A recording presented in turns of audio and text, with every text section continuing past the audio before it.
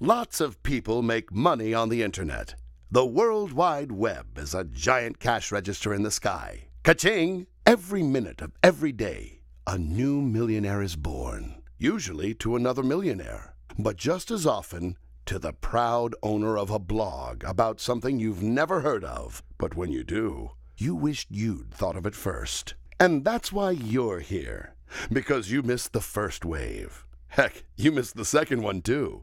The only wave you did catch was the riptide that sucked your pension dry. But you're not giving up, are you? Why? Because everybody's doing it. Everybody's making money on the internet. But you. God knows you've tried, but success has not smiled on you. Even Brad, the creepy receptionist, has a lucrative side business importing clogs from Holland. The Hjolners. He just bought a new Ferrari. And Greta in accounts has a blog that's read by 10,000 people a day. 10,000! Even though she's the dullest person on the planet. Or so you thought, until now. Perhaps you felt left behind and started your own blog? You couldn't wait to tell the world all about yourself. It was a proud moment when you staked your claim in cyberspace. You felt like a pioneer, prospecting in the 2.0. But now, it's a year later, and the only people who read your blog are robots, spiders, and Google bots. And even they have been coming less and less lately. Although, there is a lady man in Brazil, Esmeralda, who keeps asking you for your IRC chat handle. Oh yeah, and then that friendly political refugee from Nigeria who's been trying to wire you $10 million for the past couple of weeks. You fenced him the initial funds to set up the wire, but strangely, haven't heard from him since. Oh, Mbutu.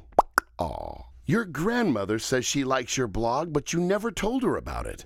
That was unsolicited kindness. Besides, you feel envy. Her erotic behind-the-scenes blog at the senior center, Blue Rinse Butterfly, is a huge hit.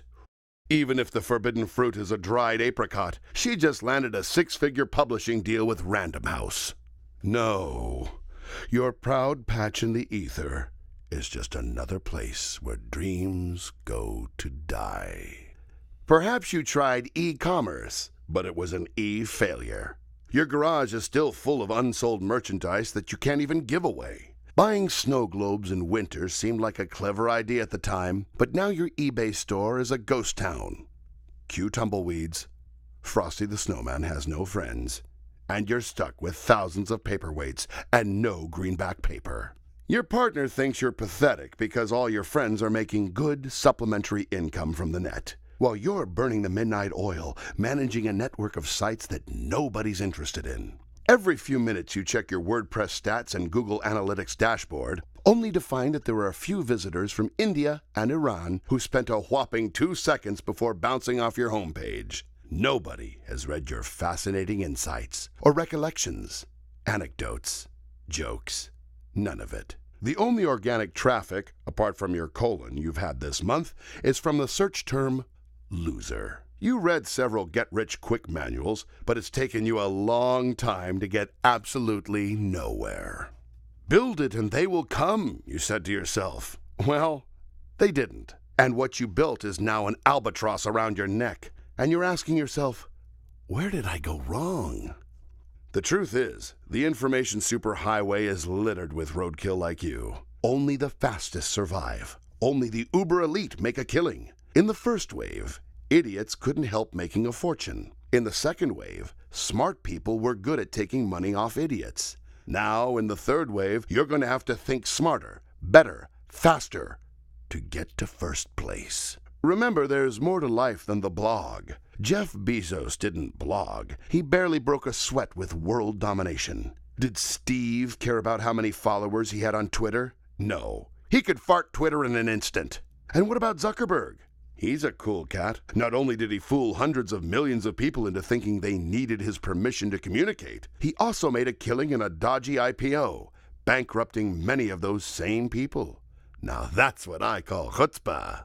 You're going to have cojones, like Benoit balls, if you're going to play with the big boys. You're going to eat nails for breakfast and shower with a Brillo pad if you want to be hard enough to win that win.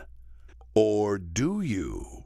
Is there a shortcut to internet stardom? Is there a back door to the boys' club? Or is it just the men's room? Was there a guy standing there handing out towels and asking for tips? Sometimes he looks busy wiping the taps, but most of the time he's watching you pee, looking at your saggy-ass pants, scuffed loafers, bad hair, and mocking you behind your back. Meanwhile, you're wondering if you can get away without having to pay him anything. You check the change in your pocket. You don't want to spill. Damn! You've only got a $5 on you. That's a bit much. Maybe if you don't wash your hands, you can make a quick getaway instead, right? But then, the guy holds out a bottle of caustic eau de cologne, Paco Rabanne, and makes you feel guilty. He knows exactly what you're thinking. Shame on you. You yield to the pressure, give him a $5, and leave a chump. Why? Because you realize that this guy can make money doing nothing in a men's toilet, while you can't even make money on the internet. Don't feel bad. You're not alone, which is why we've come up with 5 tips to becoming an internet rock star. So sharpen your pencils and get ready. Here they come.